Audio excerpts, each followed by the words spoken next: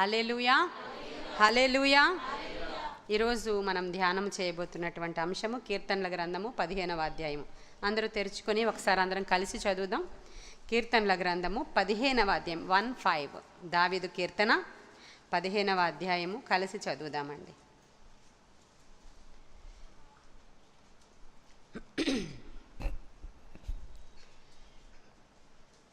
యెహోవా నీ గుడారములో అతిథిగా ఉండదగిన వాడెవడు? నీ పరిశుద్ధ పర్వతము మీద నివసింపదగిన వాడెవడు? యథార్థమైన ప్రవర్తన కలిగి నీతిని అనుసరించుచు హృదయపూర్వకముగా నిజము పలుకువాడే. అట్టివాడు నాలుకతో కొండెములాడడు, తన చెలికానికి కీడు చేయడు, తన పొరుగువాని మీద నింద మోపడు. అతని దృష్టికి నీచుడు అసహ్యుడు. అతడు యెహోవా యందు భయభక్తులు గలవారిని సన్మానించును. అతడు ప్రమాణము చేయగా నష్టము కలిగినను మాట తప్పడు. తన ద్రవ్యము వడ్డీకియ్యడు. నిరపరాధిని చెరుపుటకై లంచము పుచ్చుకొనడు. ఈ ప్రకారము చేయువాడు ఎన్నడును కదల్చబడడు. పరిశుద్ధ పర్వతము దగ్గరికి ఎక్కదగిన వాడెవడు అనేటువంటి మాట చెప్తూ కీర్తనాకారుడైనటువంటి దావీదు కొన్ని మంచి లక్షణాలని అక్కడ వ్రాయించి ఉంచాడు మన కొరకు. దేవుని యొక్క పరిశుద్ధ పర్వతానికి ఎక్కిపోయే వాళ్ళకి కొన్ని మంచి లక్షణాలు ఉండాలి. వాళ్ళు యథార్థమైన ప్రవర్తన కలిగి హృదయపూర్వకముగా నిజము మాట్లాడాలి. వాళ్ళు నాలుకతో ఎంత మాత్రం కూడా కొండెములు కానీ, ఇతరుల కొరకైనటువంటి మాటలు కానీ, పొరుగు వారి మీద నిందలు కానీ అటువంటివి ఏమీ చేయకూడదు. నోటితో ప్రమాణము చేసినప్పుడు ఆ ప్రమాణాన్ని ఎంత మాత్రం కూడా వాళ్ళకి నష్టం కలిగినా, కష్టం కలిగినా, ప్రాణం మీదకే వచ్చినా ఆ ప్రమాణాన్ని వాళ్ళు తూలనాడకూడదు. ఇటువంటి వాడే ఆ పరిశుద్ధ పర్వతం మీదకి ఎక్కుతాడు అనేటువంటి మాటని దావీదు కీర్తనకారుడు చెప్తున్నాడు. ఈరోజు మనము ధ్యానం చేస్తున్నాము. మన శరీరంలో ఉన్నటువంటి కొన్ని అవయవాల ద్వారా ఎలా అయితే మన పరిశుద్ధతకి భంగం కలుగుతుందో ఆ అవయవాల్ని మన ఆధీనంలో ఉంచుకుంటే ఖచ్చితంగా మనము పరిశుద్ధపరచబడతాం అనేటువంటి కోణంలో ధ్యానం చేస్తున్నాం మనం. కాబట్టి ఈరోజు నోరు, నాలుక అనేటువంటి విషయం రెండు కూడా ఒకటే కలిపి ఉంటుంది. కాబట్టి వాళ్ళు ఎలా అయితే వాళ్ళ నోటిని ఉపయోగిస్తారో, అందుకే ఇది రాసిన ఆయన కీర్తనాకారుడైనటువంటి దావీదు. నాలుకతో ఇలాంటి పనులు చేయరు, హృదయపూర్వకంగా నిజాలు మాట్లాడతారు. వాళ్ళు మాత్రమే ఆ పరిశుద్ధ పర్వత శిఖరానికి ఎక్కగలరు అని రాస్తున్నాడు ఆయన.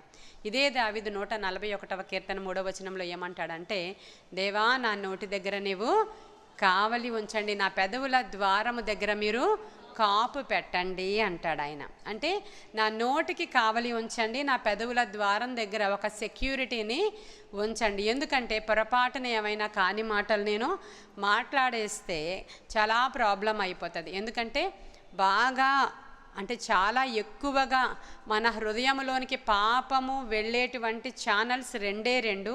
ఒకటి కన్ను అయితే ఒకటి నోరు. చాలా భయంకరం. ఈ రెండిటి ద్వారా మాత్రమే మనము పాపులమని ఎంచబెడతాం.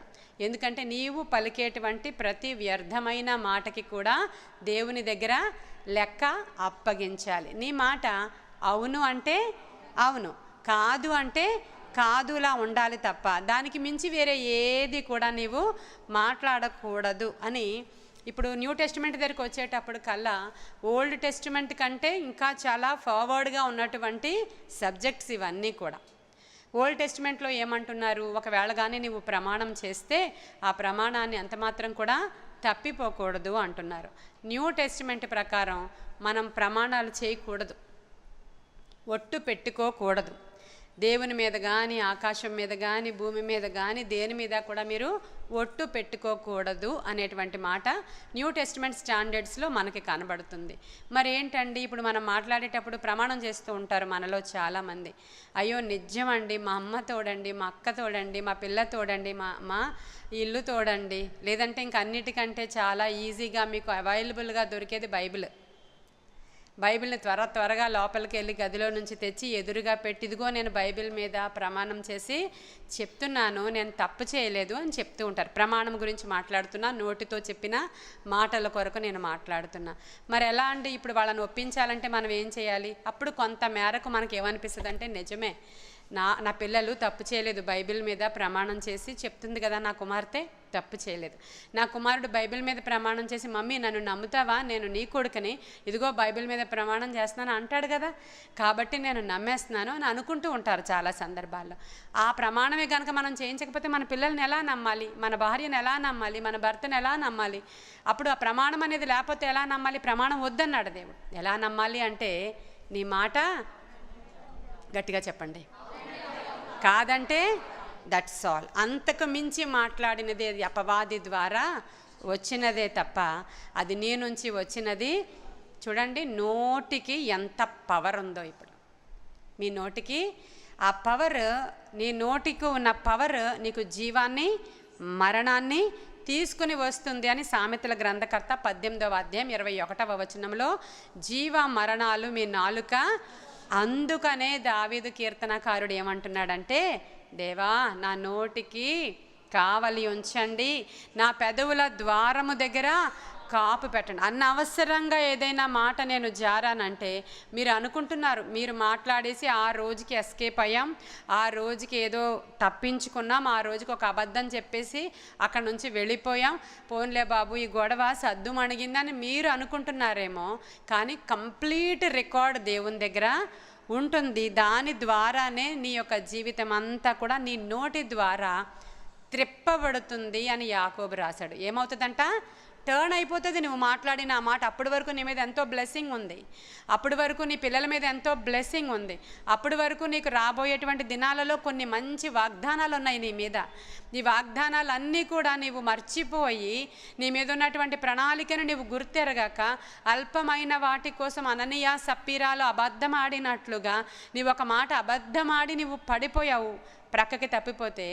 యాకోబు రాస్తాడు 3వ అధ్యాయంలో, ఒక పెద్ద వాడ చిన్న చుక్కాని చేత ఎలా త్రిప్పబడతదో, ఒక గుర్రము దాని నోటికి వేసిన కళ్ళెము ద్వారా ఎలా త్రిప్పబడతదో, అలాగే నీ అవయవములలో ఉన్నటువంటి చిన్న అవయవమైన నీ నాలుక నీ జీవితాన్ని ఇలా తిప్పేస్తుంది అంతే. అర్థమవుతుందా నేను చెప్పేది? మనం అనుకుంటున్నాము మాట కదా. అబద్ధములు అవలేలగా చాలామంది మాట్లాడేస్తూ ఉంటారు, అవసరం లేకపోయినా అవసరం ఉన్న. ఈరోజు పరిశుద్ధతలో భాగంగా ప్రభువా మేము అబద్ధం ఆడకూడదు ఈ రోజు నుంచి అనేది ఒక లోపల నుంచి ఒక రిక్వెస్ట్ పెట్టుకోండి. మీరు లోపల నుంచి ఒక రిక్వెస్ట్, లోపల నుంచి మీరు రిక్వెస్ట్ పెట్టినా కూడా అది అవుతుంది. 18 ఏళ్ల క్రితం నేను చాలా బుక్స్ చదువుతానని మీ అందరికీ తెలుసు. మా ఇంట్లో సగం బీరువాళ్ళ పుస్తకాలకే ఉంటాయి. కాబట్టి అక్కడ నేను డిఎల్ మూడీ అనేటువంటి భక్తుని యొక్క చరిత్ర చదువుతూ ఉంటే, ఆయన ఫస్ట్ సండే స్కూల్ టీచర్ కింద పనిచేసేవారు. చిన్నప్పుడు ఇలాంటి కూటములే వాళ్ళ ఊర్లలో జరుగుతూ ఉన్నప్పుడు ఇలాంటి పిల్లలుగా వచ్చి కూర్చున్న వాళ్ళే ఈ ప్రపంచాన్ని దేశాన్ని శాసించినటువంటి ఇవాంజలిస్టులుగా మార్చబడ్డారు. ఇలాంటి రాత్రికాల సమయ కూటములకి ఇలా పిల్లల్ని తీసుకొని రావడం అనేది మామూలు విషయాలు కావు. మీరు రావడం కూడా మామూలు విషయాలు అస్సలు కావు. అందుకే నేను ఈ కాన్ఫరెన్స్, ఆ కాన్ఫరెన్స్, ఆ ప్రేయర్ మీటింగ్, ఈ ప్రేయర్ మీటింగ్ అని పెట్టకుండా కూటములు అని పెట్టాను. నేను ఒక పేరులో కూడా ఆ యొక్క అనాయింటింగ్ పని చేయాలన్నది నా ఆశయం. కాబట్టి ఇలాంటి మీటింగ్కి వెళ్ళి ఆయన సంధించబడ్డాడు. తర్వాత సండే స్కూల్ పిల్లల్ని వేల మందిని ఆయన నడిపించేవారు. ఆ సండే స్కూల్ పిల్లలలో ఏ పిల్లవాడినైతే ఆయన కనుదృష్టి పెట్టి పేరుతో మాట్లాడాడో వాళ్ళందరూ పెద్దవాళ్ళు అయిపోయారు తర్వాత.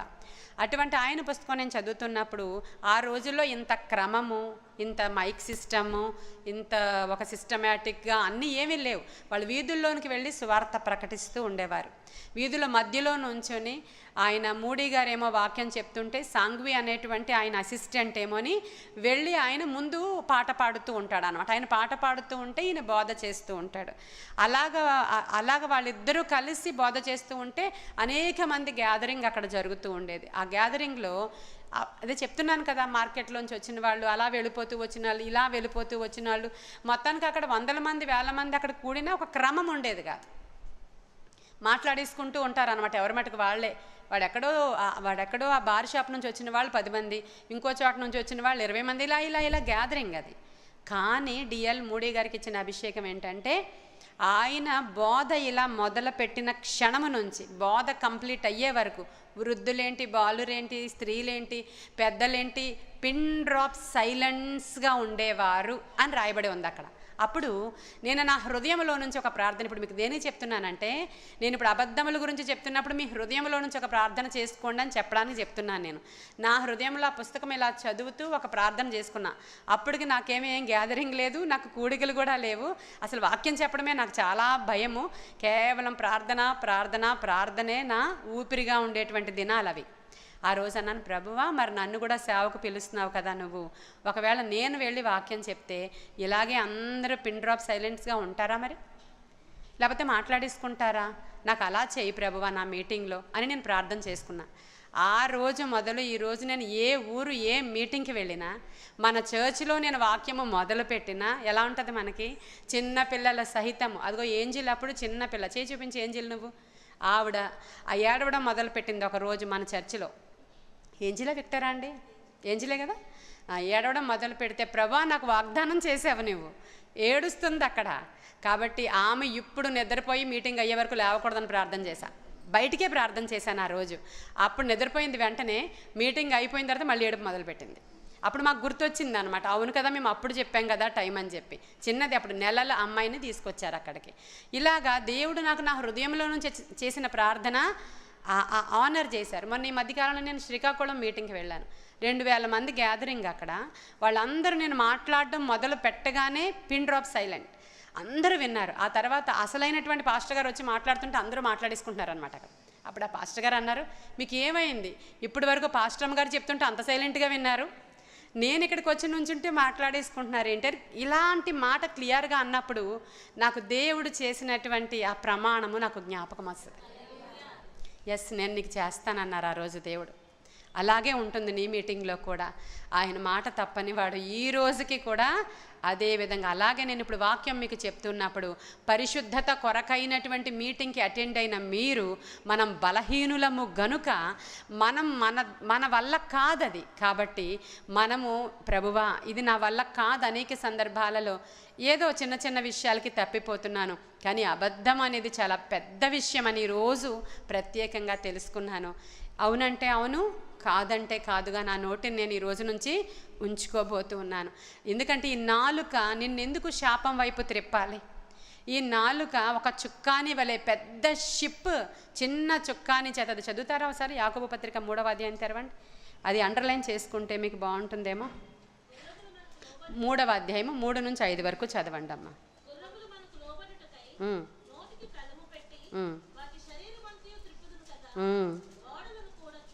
చూసారా, గుర్రములు మనకు లోబడుటకై దాని శరీరం అంతటిని కూడా ఎలాగైతే త్రిప్పుతారో అలాగే ఓడలను కూడా చూడుడి, అవి ఎంతో గొప్పవై పెనుగాలికి కొట్టుకుని పోబడినను ఓడ నడుపువాని ఉద్దేశ్యము చెప్పున మిక్కిలి చిన్నదగు చుక్కాని చేత త్రిప్పబడు. అలాగుననే నాలుక కూడా చిన్న అవయవమైనను బహుగా అదిరిపడును.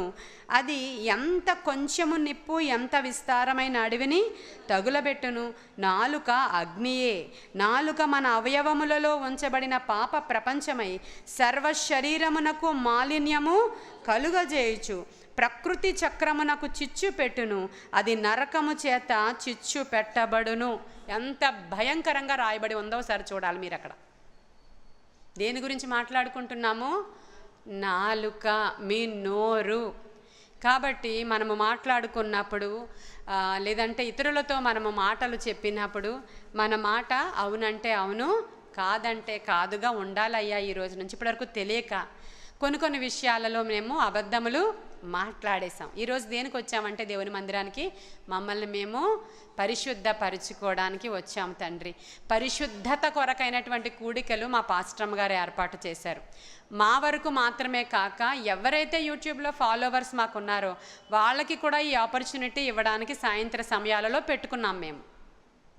కాబట్టి నేను ఖచ్చితంగా ఏ ఉద్దేశ్యముతో మా సంఘములో కూడికలు పెట్టబడ్డాయో ఆ ఉద్దేశ్యము ఎస్పెషల్లీ నా పక్షముగా నెరవేర్చబడాలి అనే స్వార్థం మీ అందరికీ ఉండాలి. ఈ టైం దాటిపోయింది అనుకోండి, ఆ కూడికల ఉద్దేశ్యం అయిపోయింది, అది పెట్టేశారు, నువ్వు పొందుకోలేదు.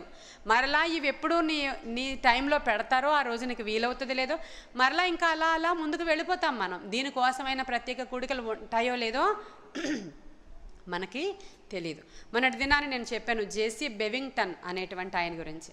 ఇయాన్ నాకు పుస్తకం తెచ్చి ఇచ్చాడు ఆ రోజు. నేను అప్పటి వరకు డాక్యుమెంటరీయే విన్నాను, కొంచెం డాక్యుమెంటరీ విన్నాను. వాళ్ళ దగ్గర బుక్ ఉందంట, మొన్నటి దినాన్ని తీసుకొచ్చి ఇచ్చారు. నేను అది చదువుతూ ఉన్నప్పుడు ఆయన గురించి ఇంకొక సంఘటన దాంట్లో రాయబడి ఉంది. ఇండియానా అనేటువంటి ప్రాంతంలో, ఇండియా కాదు, ఇండియానా అమెరికాలోనే సారీ కూడికలు జరుగుతున్నాయి. ఆ ఉష్ణోగ్రతలు చాలా తక్కువగా ఉంటాయి అన్నమాట అక్కడ. అంటే ఇంచుమించు నదులు కూడా మూడు అంగుళాలు మరి అడుగులో లోతు వరకు గడ్డ కట్టేస్తుంది అనమాట అదంతా. అలాంటి చలిలో ఆ కోటాలు ఏర్పాటు చేశారు.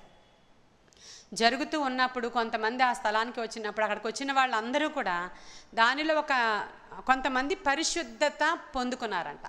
పొందుకున్నప్పుడు వేరే ఊరు నుంచి ఆ శీతాకాలపు చలికాలపు అందాలను చూడడానికి విహారం కోసం చాలామంది గుర్రపు అంటే ఏవో వాడిని స్లైడర్స్ అంటున్నారు, వాళ్ళు దాని మీద వచ్చారంట. వాళ్ళు అక్కడికి దానికి గంటలు కడతారంట. వచ్చి ఏం జరుగుతుందా అని తొంగి చూస్తున్నారు ఈ కూటములలోనికి. ఇదేదో చాలా బాగా జరుగుతుంది, ప్రజలందరూ మారు మనసు పొందుకుంటున్నారు, రక్షణ పొందుకుంటున్నారు, కన్నీరు విడిచిచ్చు దేవుని తట్టు త్రిప్పబడుతున్నారని వచ్చిన ఆ నలుగురు అన్నారట, అయ్యా ఈ పక్క ఊరే మాది, మా ఊరికి వస్తారా, కాకపోతే మాది మెథడిస్ట్ సంఘం, వస్తారా అని అడిగారంట. వస్తాను, కానీ నన్ను ఆహ్వానించాల్సింది మీరు కాదయ్యా, మీ పాస్టర్ గారు, లేదంటే ఆయనకి కోపం వస్తుంది కదా, పాస్టర్ గారికి ఇష్టమైతే నేను వస్తాను అని ఈయన ప్రార్థనాపూర్వకంగా చెప్పారు. అప్పుడు వీళ్ళు వెళ్ళి వాళ్ళ పాస్టర్ గారికి చెప్తే పాస్టర్ గారు వచ్చారు. వచ్చి అయ్యా మాకేం అభ్యంతరం లేదు, మా ఊరు మీరు రావచ్చు, మా ఊరిలో కూడా ఇలాంటి కూటములు ఏర్పాటు చేయొచ్చు అని చెప్పారు. చెప్పినప్పుడు ఈయన చెప్పారంట, అయితే ఒక చిన్న రిక్వెస్ట్, మీరిచ్చిన అంశాలు నన్ను బోధించమని మీరు బలవంతం చేయకూడదు.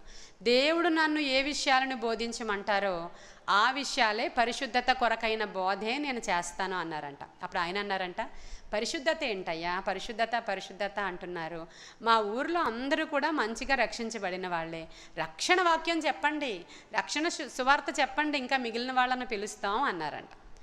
ఈయన కుదరదు అన్నాడంట. ఇప్పుడు ఈ రోజుల్లో మనకి జరిగే కూటాలు ఏముంటాయి, రక్షణ సువార్త సభలు, లేదంటే ఉజ్జీవ సువార్త సభలు, అగ్ని సభలు, లేదంటే స్వస్థత సభలు, ఇలాంటివన్నీ పెడుతూ ఉంటారు. ఇప్పుడు నేను పరిశుద్ధత కొరకను నాకు దేవుడు చెప్పింది, నాకు అదే టైంలో ఒక డాక్యుమెంటరీ దొరకడం, నేను వెంటనే ఇంప్లిమెంట్ చేయడం అనేది జరిగింది. అలాగే పాస్టర్ గారు కూడా క్రిటిసైజ్ చేశారు. ఎప్పుడైతే రక్షణ పొందుకుంటారో వాళ్ళందరూ పరిశుద్ధపరచబడతారు యేసు రక్తంలో, మళ్ళీ పరిశుద్ధత కొరకైన కూటములని పెట్టడం ఎందుకు? ఈ పాస్టర్ గారు ఈయన్ని అలాగ కొంచెం డీవియేట్ చేయడానికి ట్రై చేసినప్పుడు సారీ నేను రాను అన్నాడంట ఈయన. అప్పుడు ఆ పాస్టర్ అన్నారు, ఈయన కొంచెం క్రాక్ ఏమో అన్నారంట. ఈయన కొంచెం క్రాక్లా ఉంది, పర్వాలేదా తీసుకెళ్దామా మన ఊరు అని. పర్వాలేదు తీసుకెళ్దాం అన్నారు వచ్చిన సంఘ పెద్దలు. మొత్తానికి వీళ్ళందరూ కలిసి ఆ ఊరికి తీసుకుని వెళ్ళారు. తీసుకుని వెళ్ళినప్పుడు ఆ ఊరిలో అంటే పాస్టర్ గారికి ఇష్టం లేకుండా జరుగుతుంది. ఎందుకని, క్రాక్ అన్నాడు కదా ఆయన, ఈయనకి అక్కడ ఇవ్వడం నాకు ఏమాత్రం ఇష్టం లేదు, ఈయన ఏదో రక్షణ సభలు పెట్టమంటే పరిశుద్ధత సభలు పెడతానంటున్నాడు ఈయన అని ఇష్టపడకపోతే, అప్పుడు వాళ్ళు ఏం చేశారంటే పొగాకు చుట్టేటువంటి ఒక పాకలు ఉన్నాయంట అక్కడ, దానిలో సభలు పెట్టుకున్నారు. పాస్టర్ గారికి ఇష్టం లేని సభలు ఇవి. ఒక్కొక్క సభలోని కొన్ని వందల మంది అక్కడ రక్షించబడుతూ ఉన్నారన్న సంగతి ఈ పాస్టర్ గారికి తెలిసి ఆయన లోబడి పర్లేదులే చర్చిలో పెట్టుకోండి అని చర్చ్ ఇచ్చారంట. ఈ చర్చిలో ఈ పరిశుద్ధత కొరకైన సభలు జరుగుతున్నాయి. అక్కడ అందరూ 300 మంది రక్షించబడిన వాళ్ళే సంఘ సభ్యులు. కానీ ఒక్కొక్కరు వచ్చి మారు మనసు పొందుకొని ఆ దేవునితో సహవాసం చేస్తూ రాత్రి లేదు పగలు లేదు అలాగ ఆరాధనలు జరుగుతూ ఉన్నప్పుడు డిసెంబర్ నెల వచ్చేసిందంట. అప్పుడు ఈ పాస్టర్ గారికి కొంచెం ఏమైంది, అసూయ వచ్చింది. ఏంటి ఇలాగ రక్షించబడిపోతున్నారు, అందరూ అంటున్నారు మన పాస్టర్ గారు 6 సంవత్సరాల నుంచి ఉన్నారు ఇక్కడ, ఒక్కరిని రక్షించలేదు, మన ఈయన బెవింగ్టన్ గారు వచ్చారు చూడు 100 మంది రక్షించబడుతున్నారు అనగానే ఈయనకు అసూయ వచ్చేసింది. వచ్చేసి అన్నాడు, ఇంకా క్రిస్మస్ నెల వచ్చేసింది కాబట్టి స్త్రీలందరూ కూడా పేదవాళ్ళ కోసం బట్టలు కుట్టాలి, బయట కాదు, మాకు అన్ని మందిరంలోనే జరుగుతాయి, ఎందుకంటే బయట అంతా చలి, చెప్తున్నాను కదా మీకు నేను, మందిరంలోనే క్రిస్మస్కి పేదల కొరకు ఈ రోజుల్లోలాగా రెడీమేడ్స్ ఉండవన్నమాట, స్వెట్టర్స్ అల్లాలన్నమాట. కాబట్టి మందిరం ఖాళీ చేయాలి, ఇంకా సభలు ఆపుతాం అన్నారు. అయ్యో ఎంత భయంకరం, ఇంకా ఏం చేయాలో అర్థం కాక ఇంకొక ప్లేస్ ఏదో చెప్పారు వీళ్ళు, అక్కడికి వెళ్ళి పెట్టుకుందామండి అని అంటే, మీలో ఎంతమందికి ఇష్టమో చేతులు ఎత్తండి అన్నారు. అప్పుడు పాస్టర్ గారు అమ్మాయి అబ్బాయితో సహా చేతులు ఎత్తారు, పాస్టర్ గారు తప్ప. అందరూ చేతులు ఎత్తారు. అయితే ఈయనకి ఏదో ఒక చిన్నది గది ఏర్పాటు చేసుకుని మీటింగ్ పెట్టడం ప్రారంభించారు. ఆ తరువాత ఆ మీటింగ్ అయిపోయి పాపం ఈయనకి ఇచ్చిన గది దగ్గరికి వెళ్ళేసరికి గదికి తాళాలు వేసేసారు. ఆయన ఎక్కడుండాలో ఆ చలిలో ఆయనకి తెలియదు. పాపం 2 సూట్ కేసులు బయట పెట్టి తాళం వేయించేశాడు ఆ పాస్టర్ గారు. అయితే 2 సూట్ కేసులు పట్టుకుని ఆయన మంచులో నడిచి వెళుతూ జారిపోతూ ఉంటుందంట మంచు. అక్కడ పడిపోతూ ఆయన ముఖానికి కూడా దెబ్బలు తగులుతున్నాయి. మధ్యలో 2 సూట్ కేసులు దించి అడుగుతున్నాడు, అయ్యా నన్నేం చేయమంటావు, ఎక్కడికి వెళ్ళమంటావో చెప్పని. కొంచెం ఆయనకు కూడా బాధ వచ్చింది. నడుస్తున్నావు కదా నడు అన్నాడంట ఆయన. ఏమన్నారు ఆయన? నడుస్తున్నావు కదా నడు అంటే, సరే ఇంక ఎదరికి నడు అన్నారు. ఎదరికి నడుస్తూ కొంత దూరం వెళ్ళిన తర్వాత ఆగు అన్నారంట ఆయన. ఆగారు. అక్కడే ఉండు అన్నారు. ఎక్కడ చూస్తే ఆ చీకట్లో అదేదో కొండలా కనబడుతుంది ఆయనకి. ఈ కొండ దగ్గర ఉండాలా? సరే అని దగ్గరికి వెళితే అదొక గడ్డి మేటు, అదొక పెద్ద గడ్డి మేటు అంట. ఇక్కడే నీ ఉండేది రాత్రి అని చెప్పారు దేవుడు. అప్పుడు కింద నుంచి కొంత గడ్డినంతా ఆయన లాక్కొని ఆ లోపలికి దూరి కొంచెం సెట్ చేసుకొని 2 సూట్ కేసులు, ఒక సూట్ కేసు ఏమో తల క్రింద పెట్టుకుని దాని మీద కొంత గడ్డేసుకొని అక్కడ కూర్చొని, అక్కడ ఇలా కూర్చునే టైప్ అనమాట. అంటే ఇలా చారబడేటట్లు కూర్చొని ఒకసారి అంతా గడ్డిని ఇలా చూసుకొని ఆయన ఏమన్నాడంటే నోటితో, నా యేసయ్యకి ఎంత స్థలమో కూడా లేదు కదా, ఇది ఇచ్చినందుకు వందనాలు అన్నాడంట. హల్లెలూయా చెప్పండి. వెంటనే నోటి గురించి మాట్లాడుతున్నాను మీకు నేను. మనకి కష్టంలో వెంటనే ఇరిటేట్ అయిపోయి నాతో సహా మనం అందరం ఒక నిట్టూర్పు బయటకు వచ్చేస్తుంది మనకి. నాకు ఇది అవసరమా? నువ్వే కదా చెప్పావు ఇక్కడికి వెళ్ళమని, నువ్వేనా చెప్పావు, నడు అన్నావు, ఇదా ఇచ్చావు నువ్వు. ఈ రాత్రి ఇంత సేవ చేసి ఇన్ని 100 మందిగా రక్షించబడితే నా పరిస్థితి ఇదా? ఖచ్చితంగా ఇలా అంటామా లేదా? జెన్యూన్గా చెప్పాలి మీరు అందరూ. కుమార్ అంటామా? ఇంతే కదా మనం ఇలా అంటాం. ఆయన ఏమన్నాడు, నా యేసయ్యకి ఎంత స్థలం కూడా లేదు కదా ఆ రోజు, నాకు ఇది ఇచ్చినందుకు వందనాలు అనుకున్నాడు ఆయన లోపల. నోటితో అన్నాడంట. అన్నగానే ఒక్కొక్క గడ్డి పరక అసలు ఇంత లావుగా మారిపోయిందంట. అదొక ఆయన వివరించాడు. అది ఇంత లావుగా మారిపోయి అలా వరుసగా పేర్చినట్లుగా ఆ గోడలాగా అయిపోయి పరలోకపు మహిమ స్థలమంతా దిగొచ్చేసి అక్కడంతా ఒక రకమైన లైటింగ్ వచ్చేసి అసలు అవి వివరించడానికి వర్ణించడానికి వీలు లేనంతగా ఆ గడ్డి పరకలు పరలోకం ఇలా ఉంటుందా అనేంతగా మారిపోయిందంట. అలా మారిపోయినప్పుడు ఆయన తెల్లవారు 4 గంటల వరకు ఆ పరలోకపు భవనము యొక్క అట్మాస్ఫియర్ని అనుభవించాడంట. నీ నోట్లో ఏముంది ఈరోజు? జీవము, మరణము. నీ నోటితో నువ్వేం మాట్లాడుతున్నావో దాని ప్రకారముగా. అందుకే దేవుడు చెప్తూ ఉన్నాడు, ప్రతి విషయానికి కృతజ్ఞతాస్తుతులు మీరు చెల్లించండి. ఇలా చేయుట నా విషయంలో మంచిది. హల్లెలూయా. అసలు దాన్ని పట్టుకొని ఇంకా అసలు ఆయన అంటే ఒకలాంటి ఎక్సైట్మెంట్ అయిపోయాడంట ఆయన. ఈ గడ్డిమేటుని పరలోక భవనంగా మార్చిన దేవుడు అని చెప్పి చాలా ఆనందించి 4 గంటలకు నిద్రపోయిన ఆయన మరుసటి రోజు సాయంకాలం 5:30కు లేచాడట మీటింగ్ టైంకి. మనలాంటి కూటం కదా అది. మీటింగ్ టైంకి లేచి ఏమంటారు, ఒక గుడ్డ తీసి ఏమంటారు ఆ మంచు మీద రుద్ది దాంతో మొహం దుడుచుకున్నాడు. అదే స్నానం ఆయనకి. ఆ తర్వాత మళ్ళీ బయలుదేరి మీటింగ్కి వెళ్ళిపోయాడు ఆయన. వెళ్ళిపోయి 8 రోజులు కంటిన్యూగా చేశాడండి. ఆ చెట్టు కింద, ఈ చెట్టు కింద, గడ్డివాములో. అంటే ఆయన మళ్ళీ వెళ్ళేది గడ్డివాము దగ్గరికి. 8 డేస్ తర్వాత ఒక ఆయన వచ్చి అడిగారంట, అయ్యా మీరు ఎక్కడ స్టే చేశారు అని. 8 డేస్. అప్పుడు ఎక్కడో లేండి నా ప్రభువు ఏర్పాటు చేసిన చోట ఉన్నాను అంటున్నాడు ఈయన. ఆ తర్వాత ఈయన చూపించితే తెలిసింది ఆయన ఇంతవరకు గడ్డిమేటిలో ఉన్నాడంట ఆయన. మరి భోజనం అంటే ఇలా చూపించాడంట ఆయన. 8 రోజులు ఆయన ఏమీ తినలేదు. అంతమంది వచ్చి అక్కడ రక్షించబడడం, పరిశుద్ధత పొందుకోవడానికి ఆ సేవకుడికి ఇవ్వబడినటువంటి భారం అది. ఈరోజు మనము రక్షించబడిన వాళ్ళు ఇంకేం చేయక్కర్లేదు. ప్రభువు ఎప్పుడో నీ పాపాలు కొట్టివేశాడు, నువ్వు ఆల్రెడీ పరిశుద్ధుడివి, అస్సలు నీ అంత పరిశుద్ధులు ఇంకొకళ్ళు లేరు అనే బోధ కాదు నీకు కావాల్సింది. మన శరీరాన్ని త్రిప్పివేసేటువంటి ఆ యొక్క చిన్న చుక్కాని వంటి అవయవమైనటువంటి నాలుకని ఈరోజు మీరు ఏం చేయాలా? సాధు చేసుకొని. యెషయా పెదవులను కాల్చిన అగ్ని ఈరోజు నా పెదవులను కూడా కాల్చాలి ప్రభువా. కాని మాటలు నేను చాలాసార్లు మాట్లాడాను, శాపపు మాటలు చాలాసార్లు మాట్లాడాను, నేను శపించుకున్నాను. అనేక విషయాలలో దొంగ ప్రమాణాలు నేను చేసేసానయ్యా. ఎందుకంటే నా దేవుడు ఎప్పుడు అబద్ధం ఆడడు. ప్రమాణము చేసి ఆయన వాగ్దానము చేసి వాగ్దానము నెరవేరుస్తాడు గనుక ఆయనలాగా నన్ను ఉండమన్నాడు. ఆ దొంగ ప్రమాణము నన్ను త్రిప్పేయకూడదు. నా లైఫ్ని ఆ యొక్క చుక్కానీలాగా వేరే వైపు తోసుకుని వెళ్ళిపోయింది అనుకో, ఆ షిప్ని గమ్యం చేరుతుందా? అది ఇదేనండి. మీరు చాలా జాగ్రత్తగా ఈరోజు ప్రభువా ఇప్పటి వరకు తెలియక ఇప్పుడు నాలాగా ప్రార్థన చేసుకోండి హృదయంలో నుంచి. ఈరోజు నా నాలుకని సాధు చేయాలి తండ్రి, నా నోటిని పరిశుద్ధపరచు. శాపవచనాలు, పాపవచనాలు, అబద్ధములు, కొండెములు, ఇది ఇక్కడ రాయబడి ఉంది 15వ కీర్తనలో. అటువంటి వాడు కొండెములు ఖచ్చితంగా మనము అనేక సందర్భాలలో చెప్పి ఉన్నామేమో, నిందలు మోపి ఉన్నామేమో. కాబట్టి ఇవన్నీ కూడా ప్రమాణం ఒకవేళ చేస్తే మనమట మాట తప్పకుండా అది ఖచ్చితంగా నెరవేర్పు చేసుకుంటే అది వ్యాలిడ్ అవుతుంది మనకి. మనం ఎప్పుడైనా ఒక మాట ఇచ్చేసాం ఎవరికో, నేను ఈ రోజు నుంచి ఇలా ఉంటా, ఈ రోజు నుంచి ఇలా చేస్తా, ఈ రోజు నుంచి రెగ్యులర్గా దేవుని మందిరానికి వెళతా, ఈ రోజు నుంచి ఇలా సువార్త ఒక్కరికైనా చెప్తా, ఈ సంవత్సరంలో ఇంతమందినైనా నేను దేవుని మందిరానికి రక్షించడానికి నడిపించడానికి ప్రయత్నం చేసుకుంటే నేను ఎప్పుడో అనుకున్నావు, నువ్వు కొంచెం వేడిలో అనుకున్నావు, వేడంతా చల్లారిపోయింది, ఇప్పుడు మళ్ళీ శీతాకాలం వచ్చేసింది.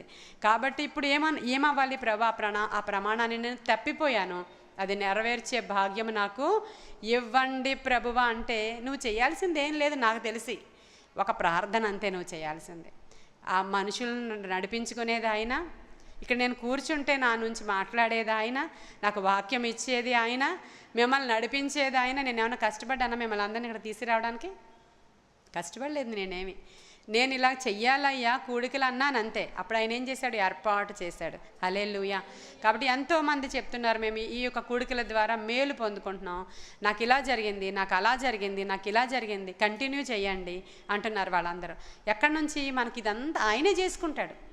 కాబట్టి మీరు ఈరోజు మొన్న కన్నుల గురించి ఒకటి చెప్పాను నేను. కన్నులు, నోరు చాలా ప్రధానమైనవి. మత్తయి సువార్త 12వ అధ్యాయము 36 నుంచి 37 కొంచెం చూడండి అమ్మా. 8 అయిపోయింది చూడండి, మన టైం అవుతుంది.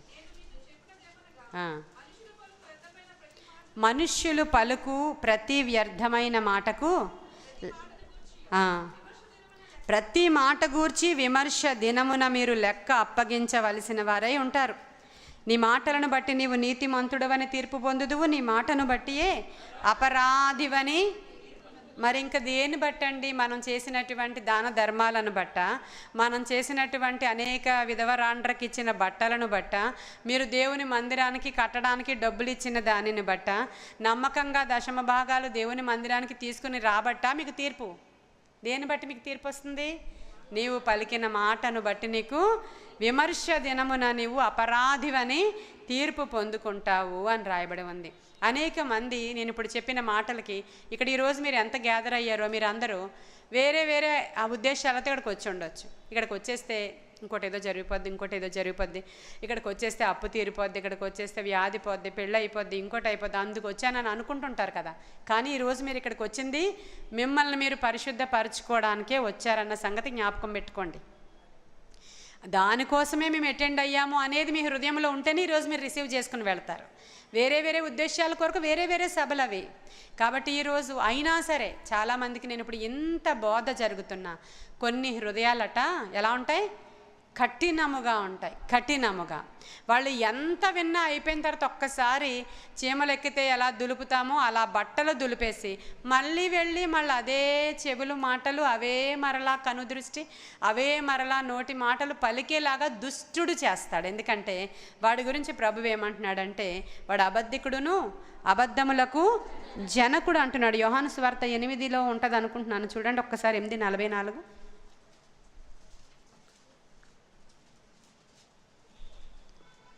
త్వరగా తెరవండమ్మా. మీరు మీ తండ్రి యగు అపవాది సంబంధులు, ఆది నుంచి వాడు నరహంతకుడు, వాడు అసలు సత్యంలో నిలిచిన వాడే కాడు, వాడి యందు అసలు సత్యమే లేదు.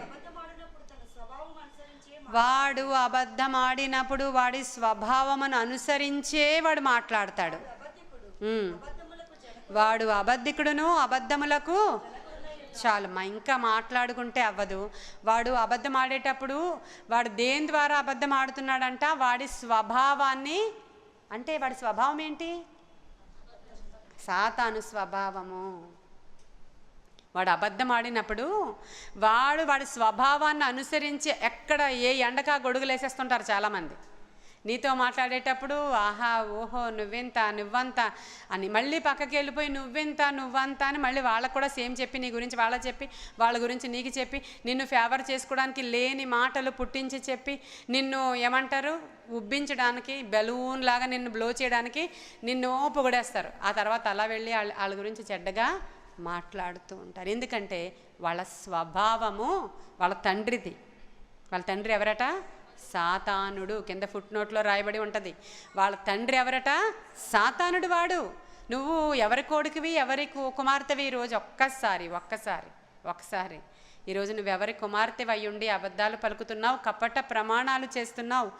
ఏ విధముగా నీ యొక్క దృష్టి ఉంది, ఏ విధముగా నీ నోరు ఉంది, ఏ విధముగా నీ వినికిడి ఉంది, ఏ విధముగా నీవు ఉన్నావు? చాలు, ఈరోజు రేపు లాస్ట్ డే మిగిలింది మనకి. మన సర్వ శరీరం అంతా కూడా దేవుని చేత త్రిప్పబడడానికి అవసరమైన కృపని ఆయనకి అప్పగించి నా ప్రవర్తన అంతటి అందు నీ అధికారానికి నేను సరెండర్ అవుతున్నానని చెప్పేంత లోతైన పశ్చాత్తాపపు ప్రార్థన నీలో నుంచి రావాలి ఈరోజు. నేను ఇంకెంత చెప్తే మీకు వస్తుంది? ఆ తర్వాత ఆయన అలా కూర్చొని ప్రార్థన చేస్తుంటే నిన్నటి దినాన నాకు ఎక్కువ మెసేజ్ ఫ్లోటింగ్ రాలేదు. నిన్న ప్రార్థన చేయించమనే చెప్తున్నారు ఆయన. ఇక్కడేమో లైవ్లో వాళ్ళందరూ ఉన్నారు. వాళ్ళు అంటున్నారు అలాగా వాళ్ళ ప్రార్థన చేస్తుంటే అలా కామ్గా అయిపోతుంటే మాకు ఇక్కడ అంతా డ్రౌజీగా లేజీగా అయిపోతున్నామండి, నడిపింపు మాకు కొంచెం అవ్వడం లేదు అంటున్నారు వాళ్ళు. నేను కొంతమందితో మాట్లాడినప్పుడు మరి మనం పశ్చాత్తాపపు ప్రార్థన చేసుకోకపోతే ఎలా? ఆ బెవింగ్టన్ గారి దగ్గరికి వచ్చి అలాగే అడిగారంట, అయ్యా మీరు వెళ్ళి అలా అంతసేపు ప్రార్థన చేసుకుంటుంటే ఎలాగవుతుంది? సాగిలు పడి కూర్చొని నుంచొని పడుకొని పాపం ఆయన 8 గంటల సేపు ప్రార్థన చేసుకుంటుంటే వీళ్ళు కూర్చొని ఆయన వైపు చూడడం, ఏళ్ళు ఆడడం, ఏళ్ళు ప్రార్థన చేసుకోవడం, మీరు బోధ చేయకపోతే అవదయ్యా అంటే నాకు ఇవ్వలేదు దేవుడు. ఈరోజు ప్రార్థన చేసుకోమంటున్నాడు, కంటిన్యూ చేయండి అంటున్నాడు ఆయన. ఎన్ని గంటలు? 24 గంటలు అయిపోయి మరుసటి రోజు పొద్దున వరకు అంతే. నేనేం చెప్పనంటున్నాడు ఆయన. ప్రార్థనే. మనకు అంత ఫెసిలిటీ లేదు కాబట్టి ఇక్కడ కూడుకున్నప్పుడే మనము మాట వింటున్నప్పుడే మీ హృదయంలో నుంచి ఆ పశ్చాత్తాపపు ప్రార్థన రాకపోతే ఇంటికి వెళ్ళామంటే ఎవరి పనులు వాళ్ళవి. అంతసేపు కూర్చుంటాం ఆ ఇంటి దగ్గర ప్రార్థనలో? అంతుందా మనకి? లేదని చెప్పండి గట్టిగా. లేదు కాబట్టి ఇక్కడే మాకు అది కావాలయ్యా, ఇక్కడే మాకు కావాలి, వింటూ ఉండగా మాకు కావాలయ్యా, మందిరంలో ఉంటుండగా మేము పొందుకోవాలయ్యా, అది మాకు కావాలేసు నాయన. పరిశుద్ధత అనే వస్త్రం మా మీద ఉండాలి. పరిశుద్ధ పర్వతాన్ని మేము ఎక్కకుండా ఆపగలిగేది ఏది ఉండకూడదు. ఇంకోటి చెప్పాను మీకు, హృదయం అన్నిటికంటే మోసకరమైనది. అది మిమ్మల్ని మోసం చేస్తుంది. ఏం పర్వాలేదులే, మీరు బాగానే ఉన్నారులే, అస్సలు నువ్వెంత పరిశుద్ధుడు అంటే అసలు నిన్నెవరు అర్థం చేసుకోవట్లేదు, కానీ నువ్వు చాలా జెన్యూన్ అని ప్రతి ఒక్కరి గురించి వాళ్ళ ఆత్మ మీకు చెప్తూ ఉంటుంది. మీ ఆత్మ మీకు చెప్తుంది, మీ మనస్సాక్షి. వాళ్ళు అలా గర్వంగా ఫీల్ అవుతూ ఉంటారంట. నా అంత నీతిమంతుడు లేడని చెప్తుంటారంట అటువంటి వాళ్ళు. నేనెంత జెన్యూనో నా మటుకు నేను చూసుకుంటాను. నేను ఎవరికి ఇప్పటివరకు హాని చేయలేదు, నేను ఎవరి దగ్గర ఏమీ తీసుకోలేదు, ఎవరి దగ్గర నేను చేయి చేపలేదు, నా మటుకు నేను బ్రతుకుతాను, నేను జెన్యూన్ అంటుంటారంట అటువంటి వాళ్ళు. అటువంటి వాళ్ళ హృదయం ఎలా ఉంటుందో రాశాడు కీర్తనకారుడు 17:10. త్వరగా తెరవాలండి. 17:10 కీర్తనల గ్రంథము 17వ అధ్యాయము 10వ వచనం. వారు తమ హృదయమును కఠినపరుచుకొని ఉన్నారు, వారి నోరు గర్వముగా మాట్లాడని. మీరు ఇప్పుడు అక్కడ ఫుట్ నోట్లో 1 వేసి ఉంది కదా, కిందన ఒక్కసారి చూడండి, వాళ్ళ హృదయానికి ఏముంది? అలాంటి వాళ్ళందరూ కొవ్వు పట్టేసిన వాళ్ళని అర్థం. బాగుందా మాట? తిడుతుంటారు కదా తిట్టినప్పుడు ఎవరైనా, ఒరే నీకు బాగా కొవ్వు పట్టేసిందిరా, ఈ మధ్యలో అస్సలు వినడం లేదు నీకు బాగా. అది చూడండి, సహజంగా విని మాట కాదు, బైబిల్లో ఉన్న మాట అది. చూసారా మీరు? నేను ఎవరైనా తిట్టానా? ఇప్పుడు కొవ్వు పట్టింది అన్నాను, అంతేనా? ఎవరైతే దేవుని వాక్యాన్ని వారి హృదయంలోనికి తీసుకోవడం లేదో, ఇలా గర్వం మాటలు మాట్లాడుతున్నారో వాళ్ళు బాగా కొవ్వు బలిసిన వాళ్ళు. కొవ్వు పట్టేసిందంట వాళ్ళ హృదయంలో. నేను కాదు, దావీదు చెప్పాడు. కొవ్వు పట్టేసింది వాళ్ళ హృదయాలలో. కాబట్టి ఈరోజు అది కరిగించుకోండి. డాక్టర్ గారు చెప్తారు కదా, మీకు ఎక్కువ ఫ్యాట్ పట్టేసిందండి, జాగ్రత్త, ఈ రోజు నుంచి మీరు ఎన్వి మానేయండి, షుగర్ మానేయండి, ఇంకోటి మానేయండి. పాస్టర్ అమ్మ గారు ఫాస్టింగ్ అని చెప్తే వినరు, కానీ డాక్టర్ గారు చెప్తే, ఓ మేము రాత్రులు తినట్లేదండి డాక్టర్ గారు చెప్పారు, ఎంత బాగా వింటారంటే డాక్టర్ గారి మాట. డాక్టర్ గారు ఎక్కువ స్వీట్ తినొద్దన్నారు, తీసేయండి, వద్దులేండి పర్లేదండి. అబ్బా, డాక్టర్ గారు దేవుడా మీకు? వైద్యుడు కేవలము వైద్యము చేస్తాడు కానీ దేవుడే స్వస్థపరచువాడు. హల్లెలూయా, హల్లెలూయా. వైద్యం మాత్రమే చేస్తాడు వైద్యుడు. అతడికి ఇచ్చిన జ్ఞానము, దేవుడిచ్చిన జ్ఞానము చెప్పిన అతడు వైద్యము చేయగలడు కానీ స్వస్థపరచలేడు. ఏమంటాడో తెలుసా? ఈ మందులు తీసుకోండి, లేదా తగ్గలేదు, ఇంకోటి తీసుకోండి, తగ్గలేదు, ఇంకోటి తీసుకోండి. ఏమోనండి, 100 మందిలో ఒకరికి వస్తుంది, అలా వచ్చింది మీకు. ఫైనల్ ఇది భలే చెప్తున్నారు ఈ మధ్యలో. 100 మందిలో ఒకరికి వస్తే అది వచ్చింది మీకు, మనమేం చేయలేము ఇంకా అంటారా డాక్టర్ గారు? చక్కగా చెప్తారు అలా. కాబట్టి ఇది బైబిలే చెప్తారు పాపం వాళ్ళు కూడా. కాబట్టి ఈరోజు కొవ్వు తొలగించుకుందామా మరి? ఈ మాటలు హృదయంలోనికి తీసుకోకుండా అదే నోటి మాటలు, అదే వినికిడి, అదే చూపులు ఇంకా ఉన్నాయంటే కొవ్వు పట్టిన వాళ్ళకి ఏం చేస్తాడో మనకి బాగా తెలుసు. గర్విష్ఠులను దూరం నుంచి చూస్తాడంట ఆయన. దగ్గరికి వచ్చి చూడడానికి కూడా దేవుడికి వాళ్ళు అనుకుంటున్నారు మేము చాలా గొప్ప వాళ్ళమని. గర్వపు మాటలు మాట్లాడుతూ ఉంటారంట వాళ్ళు. కాబట్టి ఈరోజు ప్రభువా, గర్వపు మాటలు మాకొద్దు.